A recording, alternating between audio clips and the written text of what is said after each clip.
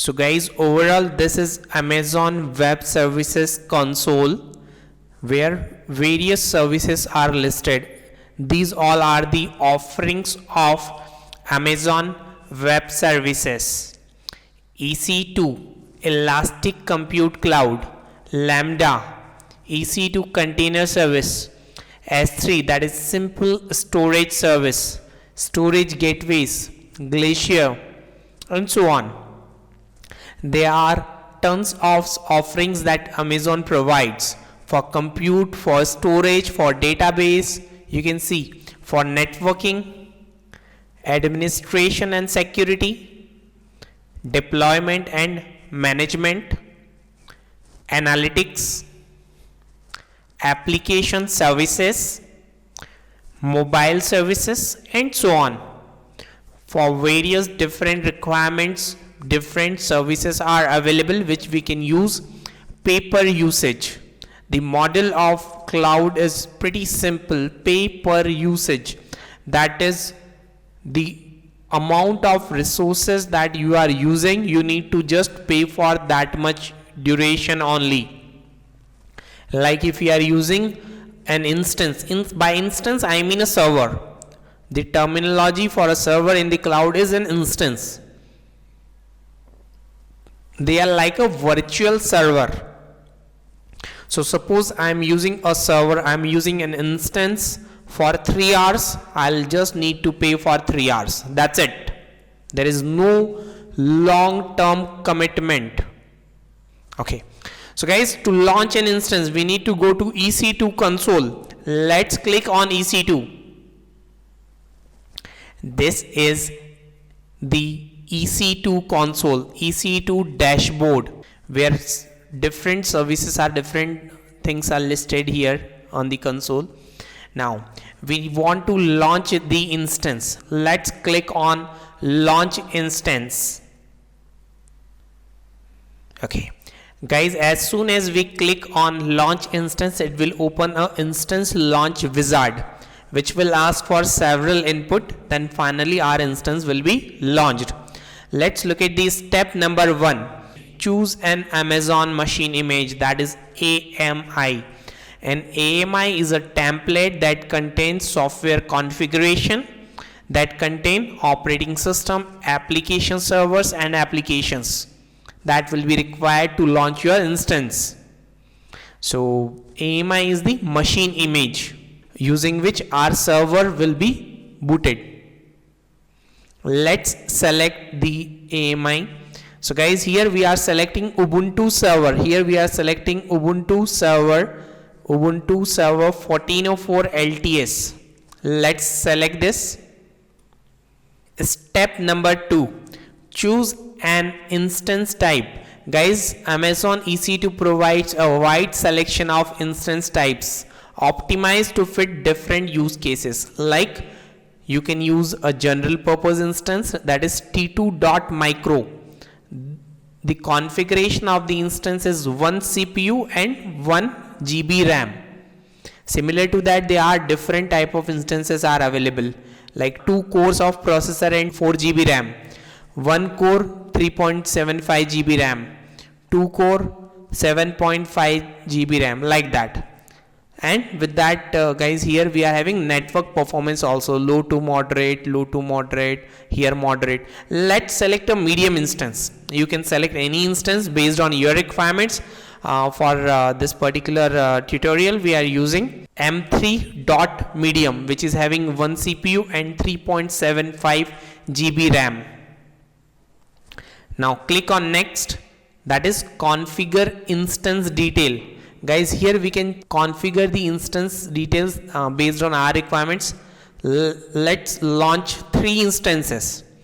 Keep the remaining options as it is to make the launch of instance quite simple. To make this particular procedure pretty simple, we are going ahead with the default configurations, default settings. Let's click next. Step number 4, add storage. So guys, here we can add the storage, we can add more storage devices. Like suppose the server that we are going to get, we want 1 TB disk in that, so we can add a new volume in that. Automatically a new volume will be mounted and 1 TB storage will be there in that. So we optionally we can add a new volume, but the default space is 8 GB. That would be sufficient for our requirements. Let's go ahead with the 8 GB. Let's go ahead with the default disk. Click next. Step number 5, tag instances. So guys, we can tag an instance.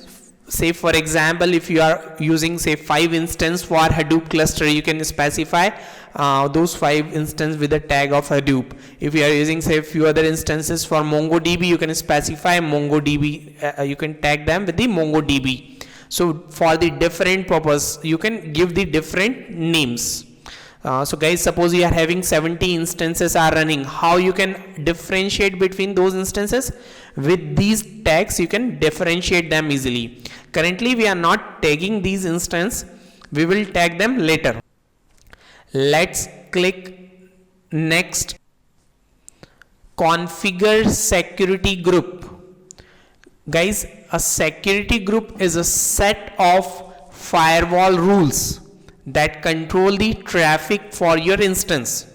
The complete firewall rules we can specify using this, and we can control the traffic. We can control who can log into our machine, who can log in or interact with our system, our server. Either you can select an existing group, but let's create a new security group. I'm giving the security group as data flare tr-01. So guys, here we are making the instance open. We are not restricting anybody's use here. So all the ports and all the IPs are open. I have specified as such, can be accessed from anywhere, all TCP, all UDP from anywhere. So this is just a test run. That's why we are going ahead with the open instance. Anybody can access it.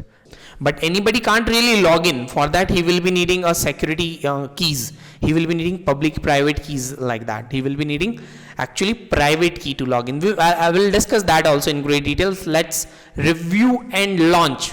So guys, on this review screen you will get the information about all the details like AMI details, instance type, security details, instance details, storage, tags, and so on. What we have just configured, all such information is available here. As soon as we click launch, it will ask for key pair.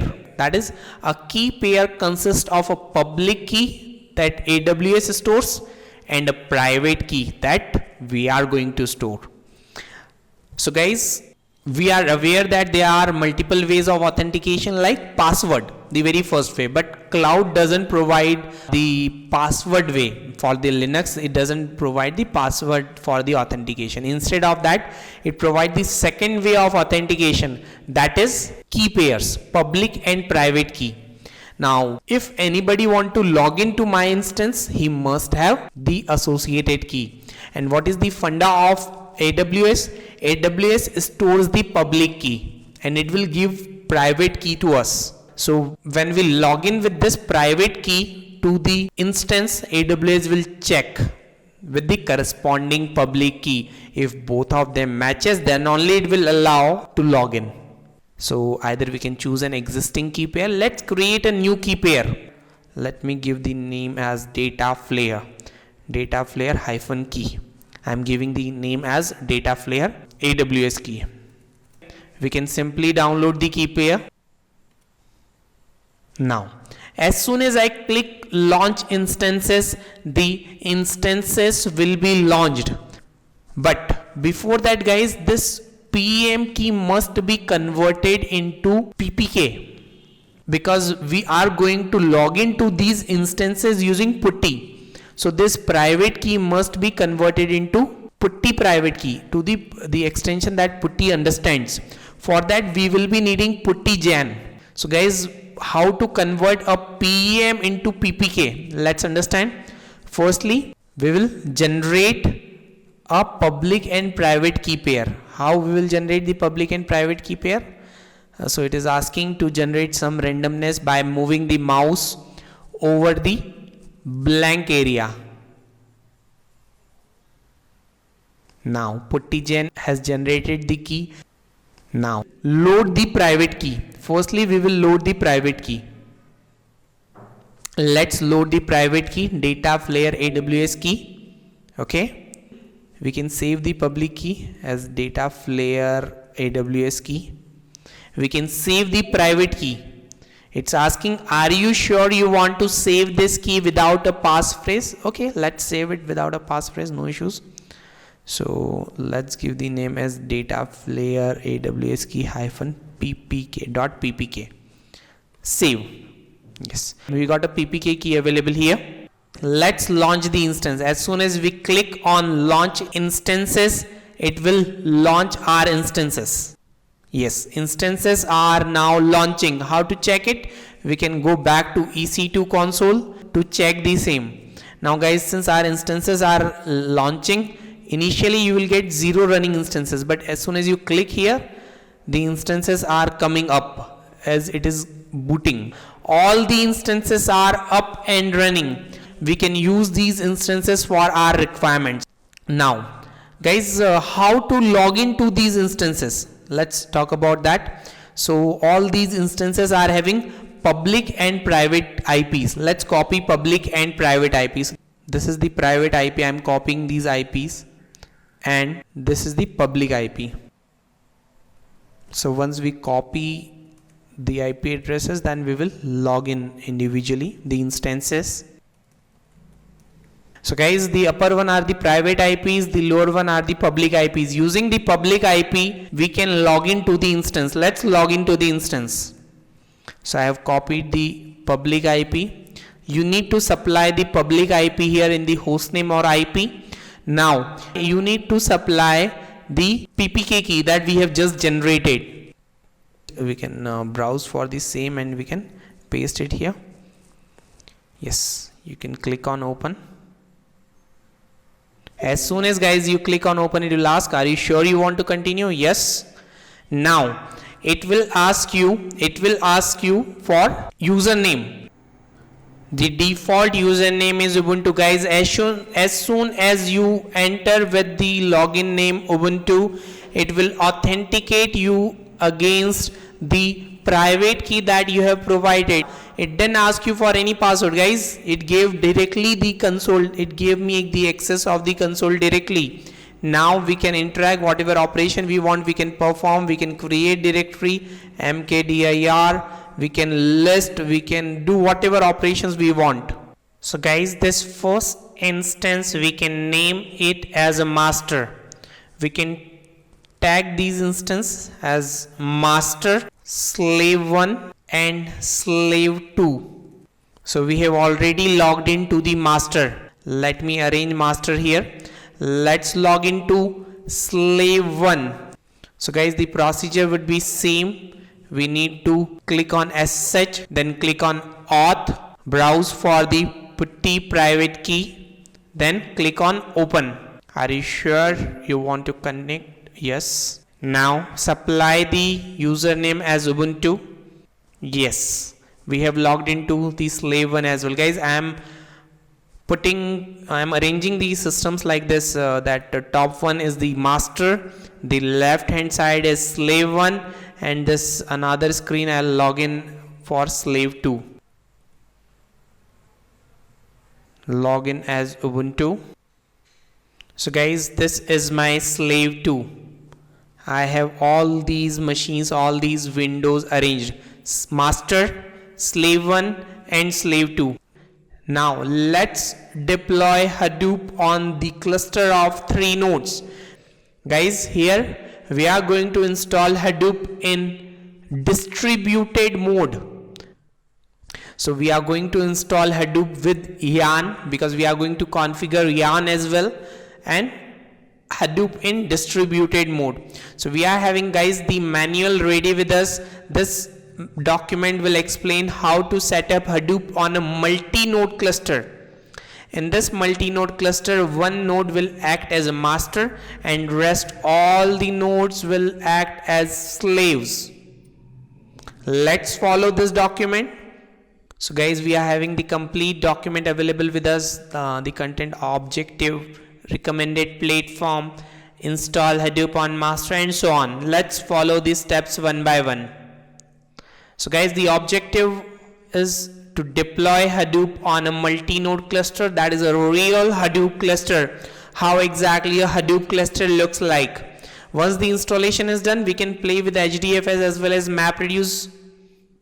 Now, let's start with the recommended platform. Regarding OS, Linux is the supported development and production platform. You can use Ubuntu 14.04 or later, or we can use other flavors of Linux like CentOS, like Red Hat, etc. All of them will be fine. You might have heard about that recent versions of Hadoop are supporting Windows as well, as there was a partnership between Yahoo and Microsoft to make Hadoop compatible with Windows. But guys, Hadoop has not been tested with Windows. It has not been tested completely with Windows, so it is recommended to use Linux. Now, regarding Hadoop flavor, we are going to use Cloudera distribution for Apache Hadoop. So Cloudera is the leader in Hadoop distribution. We are going to use the same.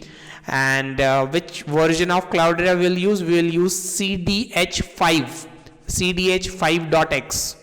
You can also use Hadoop 2.x. The installation steps would be exactly same for Hadoop 2.x, Apache Hadoop 2.x. Okay. Install Hadoop on master. Guys, we will follow all these steps one by one.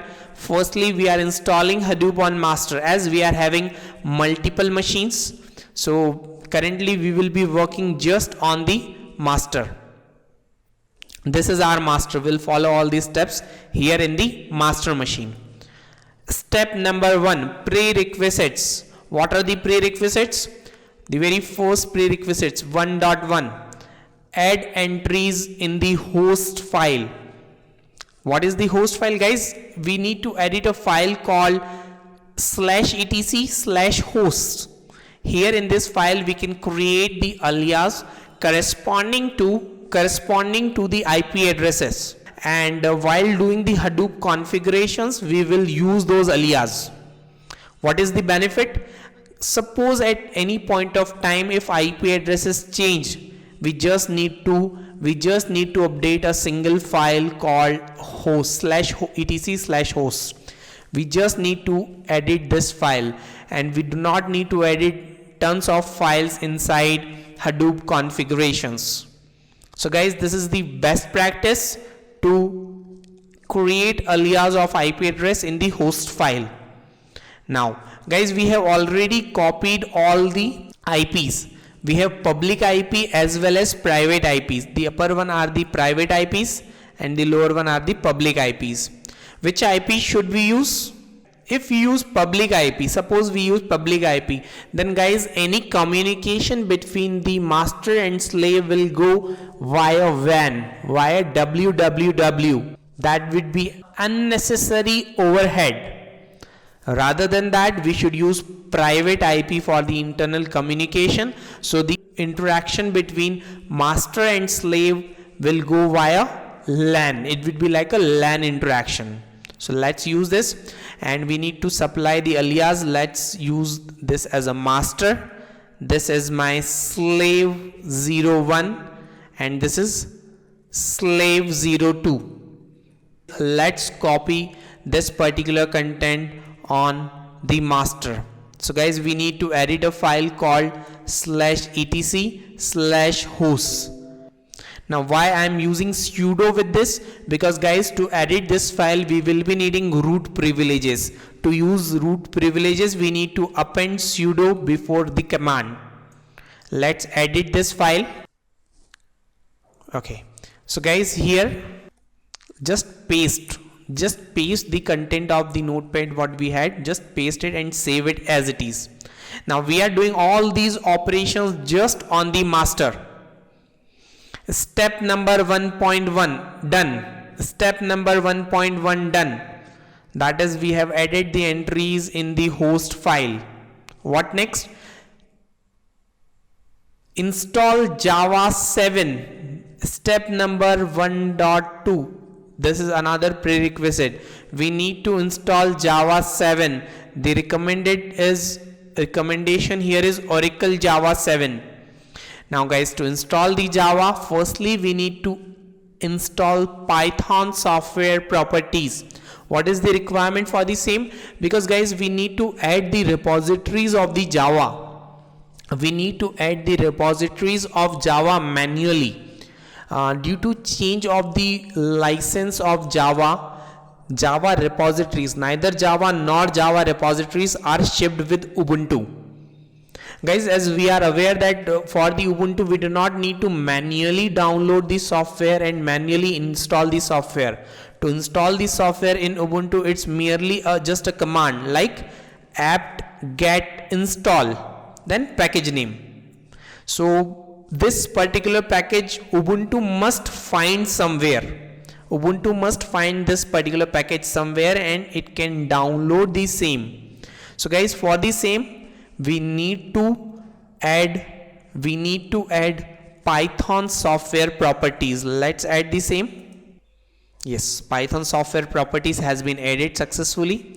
What next? Now we need to add the repository. What exactly is the repository? Guys, these are the locations from where Ubuntu can download, Ubuntu can install new softwares. It's asking press enter to continue. Let's press enter.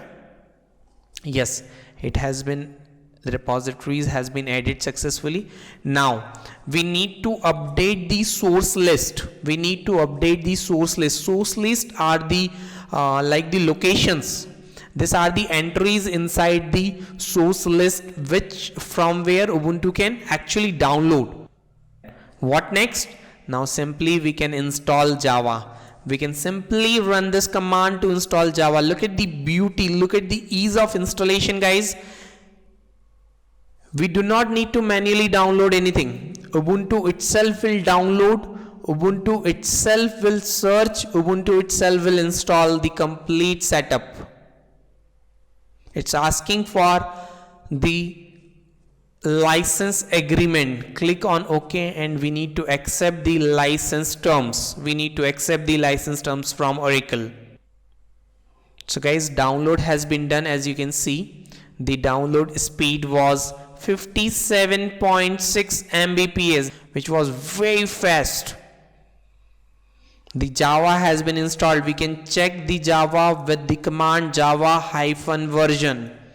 It will print simply the Java version. Yes, Java is installed with 1.7.0_80. The version is this.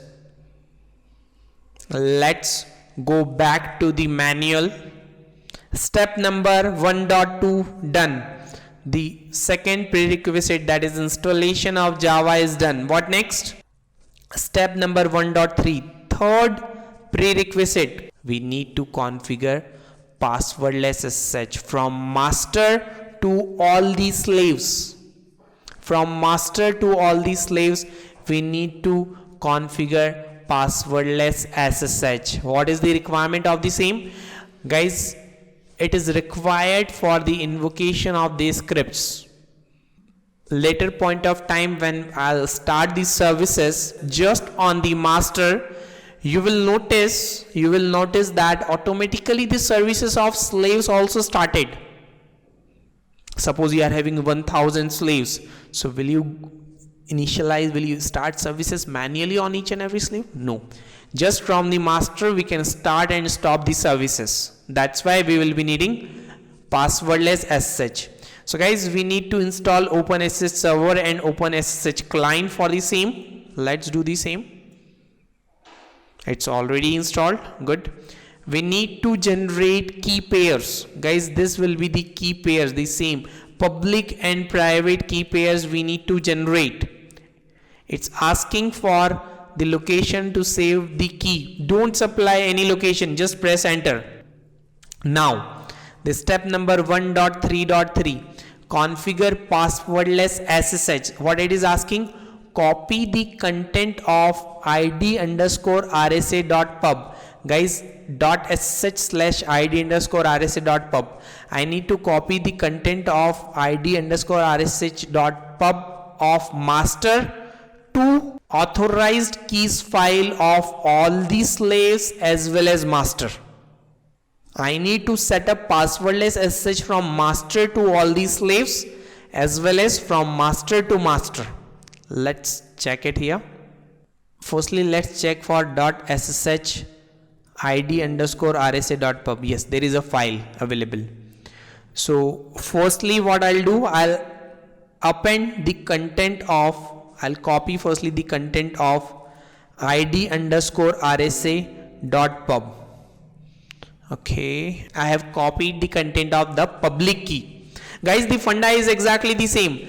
I'll give my public key to the third person. I'll simply give my public key to the another server. Whenever I'll remotely log into that server, there will be check of the combination of public and private key. If both of them matches, then the login will be successful. Okay, firstly what we need to do, we need to add the entry in the master itself. So I'll edit authorized keys file here and I'll simply paste it here. You can see guys, I have pasted the entry. Save it. Now if I do SSH localhost, are you sure you want to continue connection? Yes. Guys, you can see I have logged in successfully without any password. Or even if we use our alias SSH master, are you sure you want to continue connect? Yes. Yes. Again, I have logged in successfully without the password. Now guys, if I log into slave SSH slave 01, are you sure you want to continue? Yes. It gave me error, permission denied public key. I need to copy the content of id_rsa.pub inside .sh authorized keys. If I copy the content here, let's save it. Now guys, if I run the same again, SSH slave 01, look at it. It didn't ask for any password and I have successfully logged in. I have logged into slave 1 successfully. Same thing if I try for slave 2 also. It will firstly fail as I haven't set up the passwordless SSH. But secondly, as soon as I set up it, how to set up passwordless SSH, nano.sh authorized_keys. Done.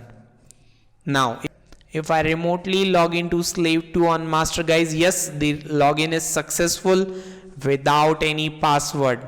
The passwordless SSH is set up. That is step number 1.3 is done.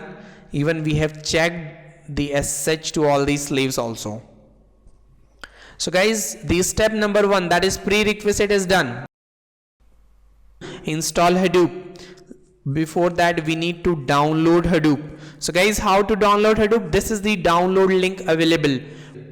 So guys, to download Hadoop we need to run the command wget then download path. It will automatically download the file. So guys, in cloud the download speed is 45.8 Mbps, which is very huge, very fast. Okay, Hadoop is downloaded. Let's go ahead. Step number 2.2, untar the tarball. So Hadoop setup is in the form of tarball, that is tar.gz. The extension is tar.gz. the file is compressed. So we have untar this tarball. If I run the ls command, I got Hadoop -2.5.0-cdh5.3.2. the directory has been created. This particular directory is called Hadoop home directory. So all the configuration files, jars, scripts are available in this Hadoop home directory. Now step number 2.3, setup configuration. We are going to set up the configurations. The very first file, environment file .bash rc. So guys, what we need to do, we need to edit .bash rc file that is located in user's home directory, and we need to add following environment variables. Let's copy these environment variables, nano.bash rc, and let's go towards the end of this file and add all these parameters, that is Hadoop prefix, path, Hadoop mapred home, common home, HDFS home, yarn home, and so on. Guys, make sure to check this path whether this path is correct or not. Let's save it, and to check the path, guys, we can run this ls. Okay, this path is not correct because this is /home/hdadmin. We need to update the path. Guys, what will be my path? Let's go inside the Hadoop directory, Hadoop home directory. Simply type pwd, print working directory, and you can copy the path. Now we can again edit .bash rc file and update the path. Guys, this is very important because most of the guys usually do mistake here in the path. Whenever there is a path, always you should check that. Let me delete this current old path and I'll supply my path. Let's save it, Control X, Y, enter. Yes. So guys, alternatively we can either restart this terminals to environment variable to come into the effects, or we can run the command source .bash rc. So all these commands will come into the picture. Look at this, Hadoop, HDFS, yes, all these commands came into the picture. If you enter, it will give you the error of Java home not set, but yes, it is the environment variables in the picture. They are currently into the effect.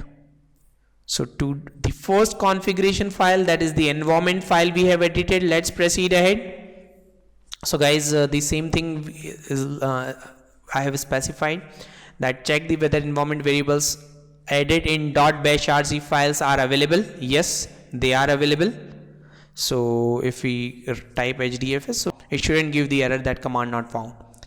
That we have done. Either you can use source.bash rc or you can run bash. Both will work fine. Now next, step number 2.3.2, guys, the next configuration file, that is Hadoop env.sh.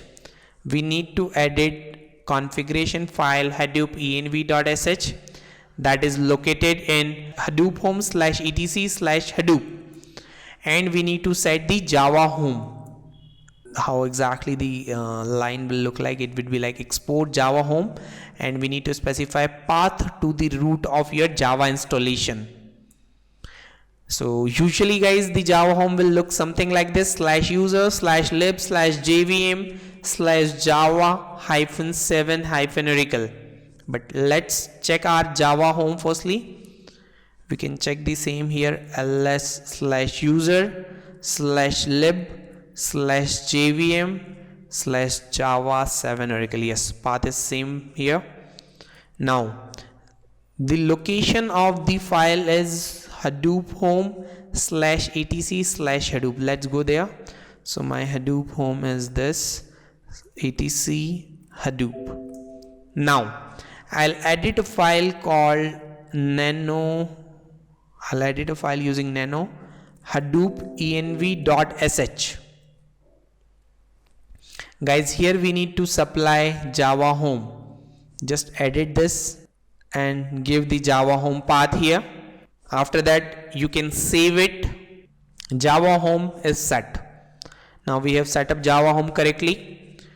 Step number 2.3.3, that is edit core site.xml. Guys, core site.xml file we need to edit and we need to give the configurations. By the way, what is the significance of core site.xml? What type of parameters we specify here? As the name suggests, we need to supply core parameters, the main parameters of Hadoop here. Let's copy from property to /property and edit core site.xml file. So guys, two parameters we are specifying here, fs.defaultFS, the location where your name node will be running. This is master colon 9000. Guys, look at it. We are not specifying IP address here. Instead of IP address, we are specifying alias. Second parameter is hadoop.temp.directory. That is the location where Hadoop will store all its temporary as well as permanent data. Hadoop will store all its data inside this particular directory. Guys, again, this is a path. Make sure to give correct path, or you must have the complete privileges on the path that you are providing here. Let's save it.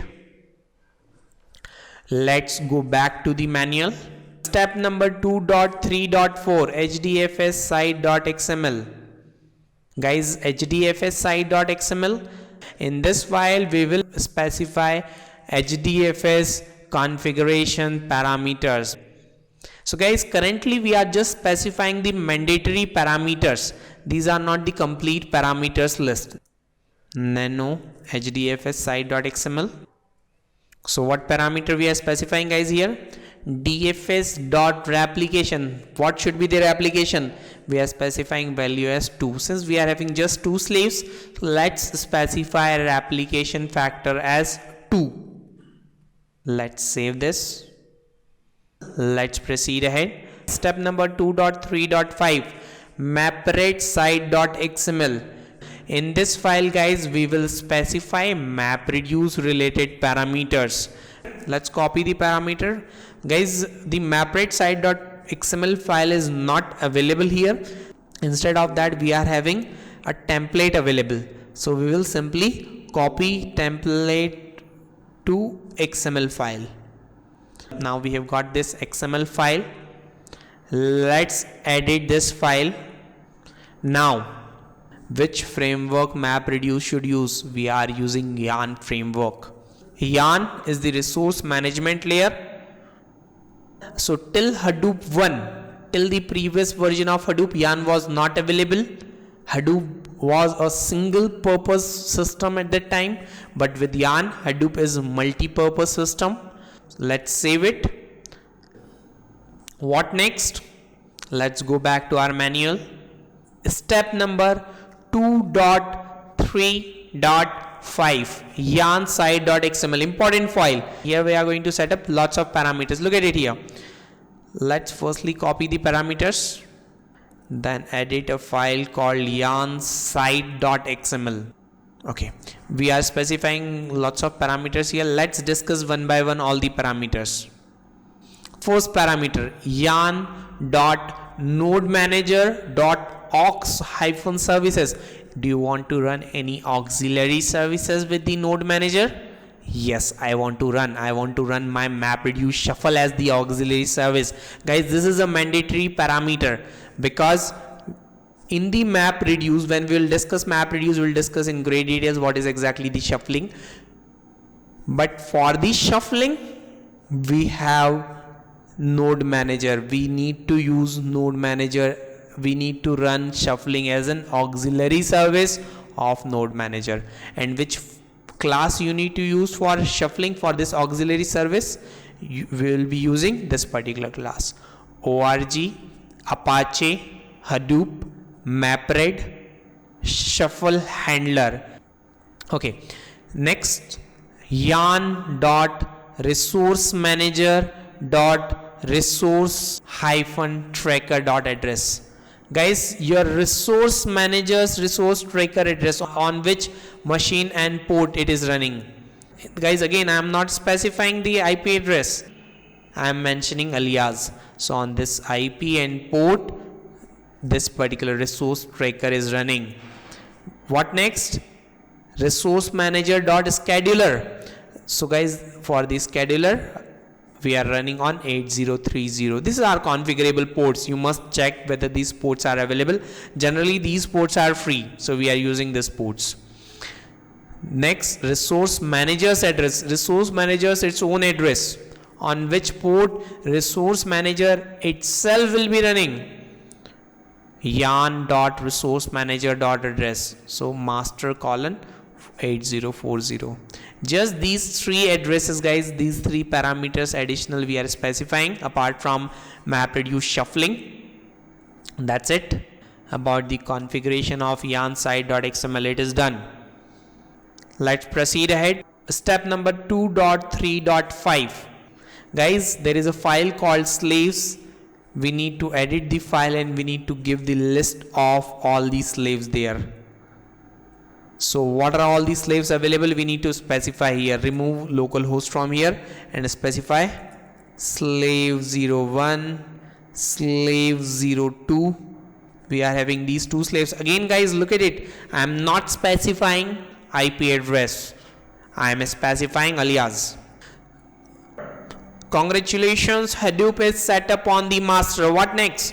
Now we need to set up Hadoop on slaves. So step number 3, install Hadoop on slaves.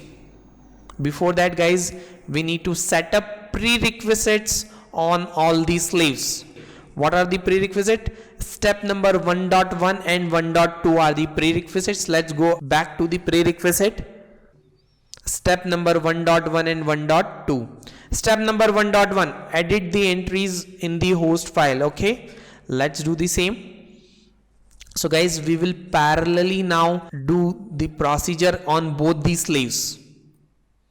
So let's copy it. Let me clear the screen.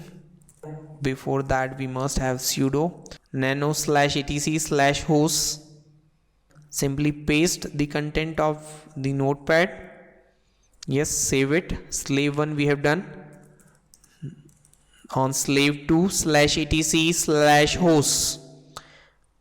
Let's paste it here. Save. Step number 1.1 done. Step number 1.2. Let's install Java 7. Add repositories. We need to add the repositories.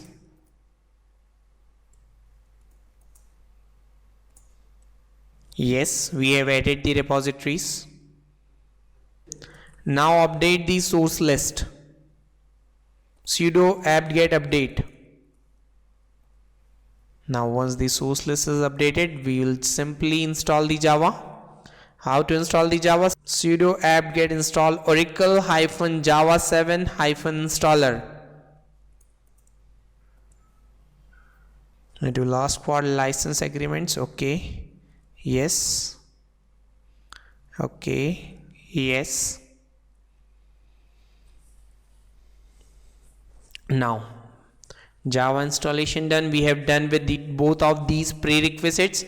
Let's go back to the previous screen from where we started. Step number 1.1, add entries of in the host file and install Java 7. Both of this has been done. What next? Step number 3.2, copy configured setup from master to all these slaves. You have two ways. Either the first way, you need to install now Hadoop in the same manner on the slave 1, again on the slave 2. Won't that be very tedious? Let's go ahead with the smarter approach. What? Let's copy the configured Hadoop setup from the master to slaves. The same thing is shown here. Firstly, we will simply create the tarball of the configured setup on the master.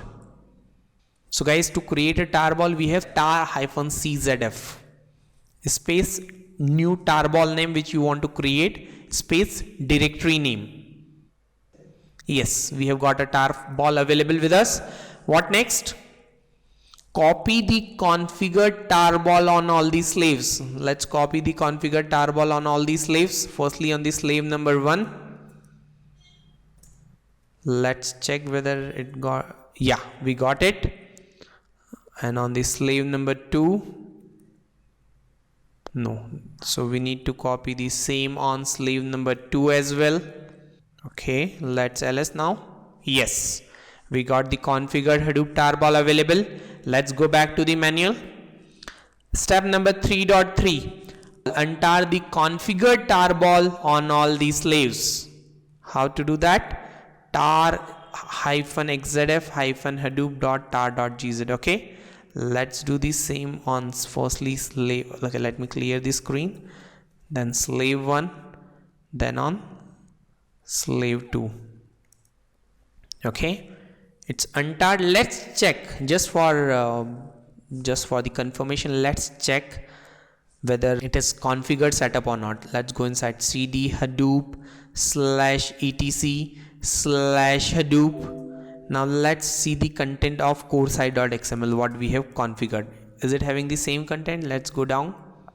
Yes, correct, it is having the same content. fs.defaultfs HDFS :/master 9000. It means Hadoop is set up. Guys, look at it. Hadoop is set up on all the slaves. Now, step number 4, start the cluster. Now, before start the cluster, we need to format the name node. So guys, the important note here, we need to run this command just on the master. Let's run this command on the master. So the command is available here, HDFS namenode -format, or you can if you want to run, you can run from the Hadoop home directory, the bin/HDFS namenode format. We can do that also. cd hadoop bin/HDFS namenode -format. Guys, when you format your name node, you must get successful message. Done. Now guys, in the red letters I have highlighted few points. This activity, that is this formatting activity, should be done just once when you install Hadoop, else it will delete all the data from HDFS. Just from the word format, it should be clear that format means deletion of the data, clear of the data. So this activity should be done just once. What next? Step number 4.2, start HDFS service. Guys, in the real cluster mode, we need to start the services one by one. That is firstly the HDFS service, then the name node service, then the yarn service. Okay, let me firstly show you whether there is any services running or not by checking with JPS. No services are running. JPS. There is no service running on master as well as slaves. So guys, to start the service, we need to run the script sbin/start dfs.sh. You need to run all these commands from the Hadoop directory, Hadoop home directory, because inside this directory only these scripts are available. It will start firstly the name node. You can see guys the commands, the information: starting name node, starting data node.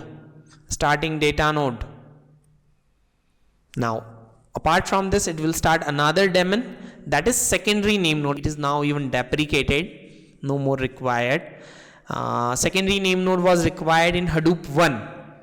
So why it was required in Hadoop 1? Because in Hadoop 1 name node was single point of failure, but in Hadoop 2 it's no more. So guys, how to check it? Run JPS. Yes, name node is running here. Now look at the magic, look at the beauty. Data node is automatically running here. On all these slaves, these services also started just from the name node. Recall our discussion of the passwordless SSH setup.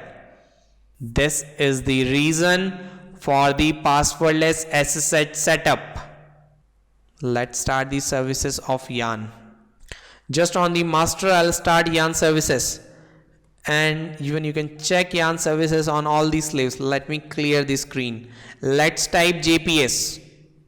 Yes, we got another daemon, resourceManager, that is the master of yarn. We have got nodeManager, that is the slave of yarn. nodeManager, the slave of Yarn. All the daemons are running. So guys, step number 4.4 we have already done to check these services whether they are running or not.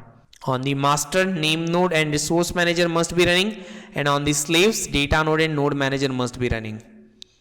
So guys, regarding MapReduce, we will discuss in the MapReduce session how to run MapReduce job.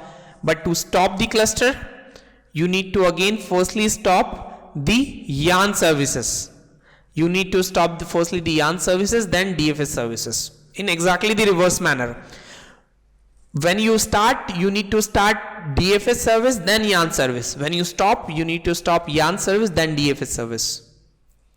Now, before stopping the cluster, let's play with this. Let's create some directory.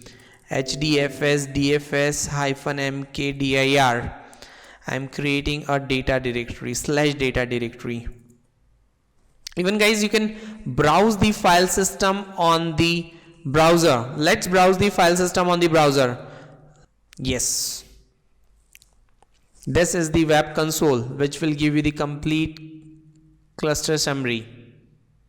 Now guys, here you can see 2 live nodes because we are having 2 data nodes. Both of them are live, 0 dead nodes. Apart from that, rest of the information are what we already know: DFS used, non-DFS used, DFS remaining, percentage DFS used, percentage DFS remaining, and so on. Now, to browse the file system, as soon as I click on browse the file system, it will open the HDFS. We can browse our file systems directly from here. This is the directory that I have just created, /data. If we want to copy some data, let's copy all the XML files into this data. How to do that? HDFS DFS-put. I'm copying all the XML files star.xml inside data. From the configuration directory, guys, I'm copying all the XML files inside data. Oh, okay, it's /data, not data. I need to give the correct path. It's absolute path, that is /data. Okay, let's check it here. Yes, guys, you can see all the XML files has been copied here. The application factor is 2. The default block size 128 MB. In the previous versions, the default block size was merely 64 MB. So guys, now we can perform almost all the operations that we can do on the local file system. We can run HDFS. All the HDFS commands are here. We can, okay, let me full screen this. We can run HDFS DFS. All the DFS handling commands are also available here. So guys, once you are done, once the work is done, you can stop the services. You can stop the services. Firstly, you need to stop the Yarn services. Let's stop the Yarn services. /stop yarn.sh. Once you stop the Yarn services, then stop the HDFS services. Now let's stop HDFS services. So guys, once you are done with your work, you must stop the services. Usually in the production, all these services, all the daemons continuously keep running. But since we have launched these servers, we have launched the instances on the cloud, we need to stop them. We need to terminate them. Otherwise, they will keep charging us. So if I JPS, look at it, all the services stopped, and even you can terminate without stopping the services also. Once your work is done on the cloud, guys, make sure to click on action, click on instance state, and terminate these instances. Guys, you must terminate the instances, otherwise Amazon will keep charging you. Yes, terminate it. So guys, once your work is done, once everything is completed, you must terminate your instance. So it will simply shut down and terminate your instance. Now, once the instances are terminated, Amazon will not charge you anything.